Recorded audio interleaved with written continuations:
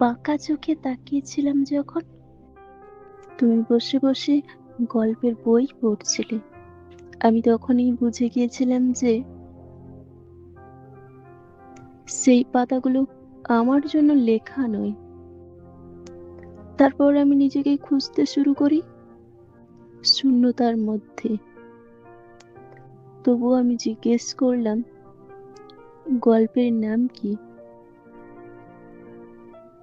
তুমি মুচকি হেসে বললে, এটা এমন এক গল্প যার শেষ কেউ নেই, আর শুরুতে তুমি ছিলে না।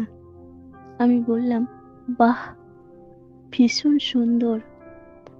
আর ঠিক তখনই বুঝে গেলাম আমি হয়তো এই গল্পের কোনো চরিত্র নই, আমি শুধু এক অপ্রয়োজনীয় অধ্যায়। এই কথাটা বুঝে নিয়ে তারপর আমি লিখতে শুরু করলাম।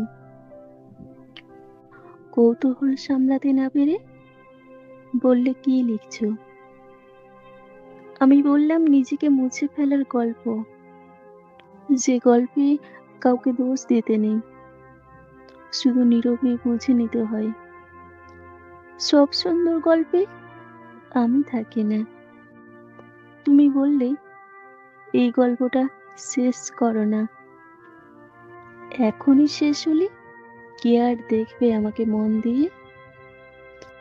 এক লাইনেই আমি বুঝে গেলাম আমি গল্প নই, আমি শুধু সময় কাটানোর পাঠক। তুমি বলেছিলে পরের পাতাটা আমি লিখি। আমি বিশ্বাস করেছিলাম, কারণ বিশ্বাসের সবচেয়ে বড় ভুল হলো জানার পরেও আশা করে যাওয়া। তারপর তুমি লিখলে, এই গল্পের শেষ নেই, আমরা দুজন এই গল্পে জীবন্ত পাতা। আমি বললাম, এটাও কখনো সম্ভব নয়। নদীর একুল ভেঙে ওকুল গড়ে, কিন্তু দুই কুল কখনো এক হয় না। তুমি বললে, চেষ্টা না করলে দুই কুল মিলবে না। তবুও নদী থেমে থাকে না, চলতে থাকি নিজের পথে। আমি সেই নাবিক যে দুই কুলের মাঝখানে দাঁড়িয়ে বৈঠা চালাই। কোনো তীরে ভিড়তে পারি না, তবু নদী ছেড়ে ফিরে যাওয়ার সাহস আমার নেই। তারপর তুমি আমায় বললে, আমি তোমার কান্নার কারণ হতে চাই না, আমি চাই তোমার ঠোঁটের কোণে একটুখানি হাসি হয়ে থাকতে। আমি বললাম, জীবনটা এত সহজ নয়। তুমি মুচকি হেসে বললে, যে জটিলতাকে ভালোবাসা স্পর্শ করে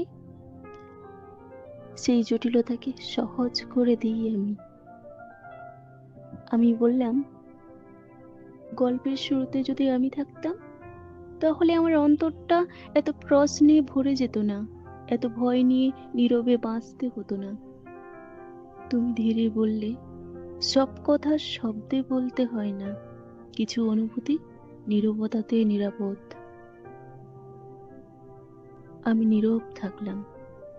তারপর তুমি ফিসফিসিয়ে বললে, আমার জীবনের প্রথম অধ্যায় তুমি ছিলে।